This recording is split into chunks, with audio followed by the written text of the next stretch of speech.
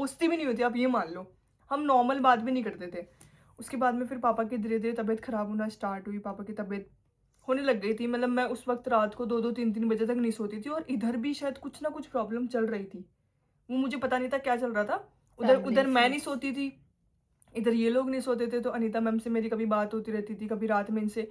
और contact number हमारे कैसे एक्सचेंज हुए थे, शायद हमारा कोई शूट था, तो हमें एक-दूसरे को कॉल करके बताना था कि जब मैं यहाँ से निकलूँ तब आपको वहाँ से चलना है।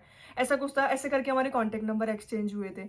तो क इनकी मेरी कभी इनसे बात होती रहती रात को, एक मैं इनको बताती रहती कि पता नहीं यार क्या प्रॉब्लम है। मतलब धीरे-धीरे हम लोग एक-दूसरे की फैमिली की बातें एक-दूसरे से शेयर करने लग गए। और फिर अचानक से पापा हॉस्पिटल में एडमिट हो गए, तब भी मैंने इनको कुछ नहीं बताया। मैंने बताया था अक्कू को। अक्कू ने अन्नू को कॉल किया था उस दिन कि अनीता मैम, पापा की तबीयत खराब है, तो आप आ जाओ। तब ये दोनों बहनें उस वक्त ही हॉस्पिटल में आ गए थे। मतलब मॉर्निंग में ही पापा एडमिट हुए थे 11-12 बजे के समथिंग, और शायद ये 1 बजे या 2 बजे समथिंग तो मेरे पास वहाँ पे आ गए थे। उसके बाद कंटिन्यू ये मेरे पास में आने जाने लग गए। पापा के मतलब आने जाने लग गए, मुझे समझाने लग गए। इन्होंने उस वक्त मेरी काफ़ी मदद करी थी। उस वक्त से फिर धीरे-धीरे, और प्रॉब्लम वहाँ पे ये थी कि इधर भी सिचुएशन खराब थी और उधर पापा की सिचुएशन भी खराब थी। मतलब एक फाइनेंशियल जो सपोर्ट करने वाला जो सिस्टम आता है ना, वो उधर भी इधर भी इस वक्त और डगमगा तब गया इधर था। पूजा भी चल रही थी, तो हम लोगों के पास बिल्कुल टाइम भी नहीं होता था बाहर निकलने मतलब का। कुछ भी चीज़ मैनेज नहीं हो रही थी, लेकिन ये दोनों बहनें अपना प्रॉपर टाइम मेरे को वहाँ पे देती थी, मेरी फैमिली को देती थी, मेरे पास में एनी टाइम खड़ी रहती थी वहाँ पे। तब हमारा बॉन्ड थोड़ा सा स्ट्रांग हुआ। फिर 10-15 दिन बाद पापा चले गए। उस वक्त मतलब जितने दिन का काम था उस वक्त कभी मेरे पास अनीता मैम नाइट में स्टे करते थे, और कभी ये मेरे हॉस्पिटल में पास में निकू, नाइट में स्टे करते थे। अन्नू रोज आपको गाड़ी में बैठ के समझाती थी कि तुझे हारना नहीं है। हाँ, मतलब इमोशनली, फाइनेंशियली सब चीज़ तरीके से उन्होंने उस वक़्त मेरे को सपोर्ट किया था। तो उस वक़्त हमारा बॉन्ड ज़रूर थोड़ा-सा स्ट्रॉन्ग हुआ था धीरे-धीरे। उसके बाद तो प्रॉपर ऐसे हो ही गया। फिर मैं यहाँ पे आने लग गई, तब मतलब मेरे को प उस वक़्त मतलब प पापा के जाने से पहले मेरे को पापा से इतना ज़्यादा अटैचमेंट नहीं था, लेकिन पापा के जाने के बाद जब मैं धीरे-धीरे आने लगी, पापा में मेरे को ऐसा लगने लगा, यार ये तो अपने पापा जैसे करते हैं, बैठते भी उनके जैसे ही है। मतलब ऐसा लगता है ना कि अपन को किसी इंसान की परछाई किसी और में दिखती है। तो वैसा मेरे को होने लग गया कि यार थोड़े बहुत पापा जैसे लगते हैं, देख बोलते भी ऐसे हैं, वैसी मूंछ है इनकी, वैसे ही वैसे ही खाना ऐसा, खाते हैं, वैसे मतलब ही वैसा लड़ते हैं। रुतबा है इनका। मतलब हर चीज़ मेरे को ऐसे मैचिंग से लगने लग गई थोड़ा बहुत। धीरे धीरे पापा से इधर अटैचमेंट होने लग गया, और लिटरली पापा को भी मेरे से बहुत प्यार हुआ।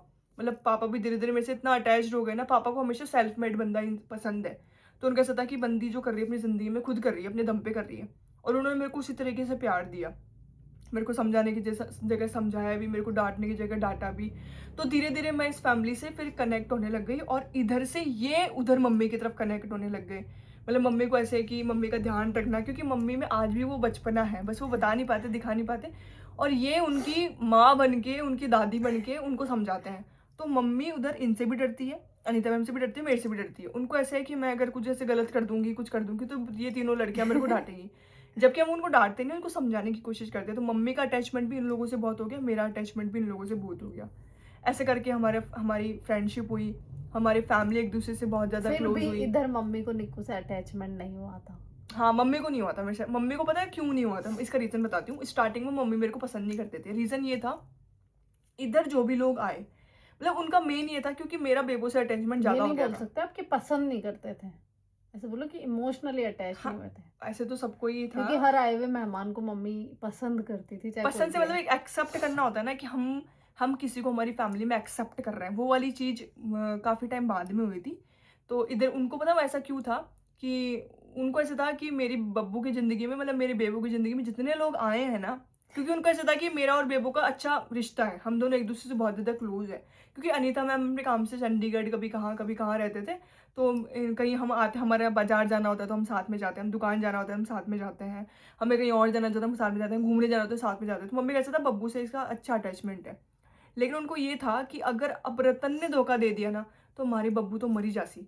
मतलब इनकी ज़िंदगी में जितने भी लोग आए हैं, चाहे इनकी फैमिली में इनके ब्रदर और मान लो, चाहे इनके सिस्टर्स मान लो, चाहे इनके दोस्त मान लो। हालाँकि इनके दोस्त गिने-चुने हैं, 2 से 3 दोस्त हैं, वो इनके पक्के दोस्त हैं। उनसे चाहे ये बात करें, नहीं करें, वो उनके पक्के जिगरी रहेंगे।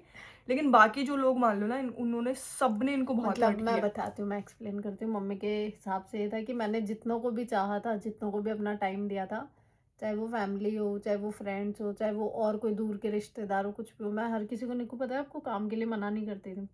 लाइक अड़ोसी पड़ोसी भी हो, मैं सबके काम करी आती थी। तो सबने है ना मेरे को धोखा ही दिया था, तो मम्मी को ये लगता था कि है ना अभी ये एक और इसकी दोस्त बन गई, ये भी इसको धोखा दे के ही जाएगी। इसलिए मम्मी को लगता था कि ये दोनों दिन भर काम भी साथ करता है। लेकिन फिर जैसे ही मैंने वो ऑक्सीडाइज का काम चालू किया था, तब मम्मी आपसे कितना खुश हुई थी कि तेरी वजह से ये काम करना सीख गई। तो अब आप आगे की बात कंटिन्यू करें मैडम। फिर धीरे-धीरे मतलब मम्मी नोटिस करते थे मेरे को कि ये लड़की अपनी ज़िंदगी में क्या कर रही है, कैसे कर रही है, कैसे नहीं कर रही है। इधर मम्मी को भी सेम कमाने वाला इंसान पसंद था। उनको ऐसे था कि मानस हो, कमाऊ हो, मतलब कमाऊ पूत हो, जो भी हो, जैसा भी हो, इंसान हो, कमाने वाला होना चाहिए और खुद के दम पे कमाने वाला होना चाहिए।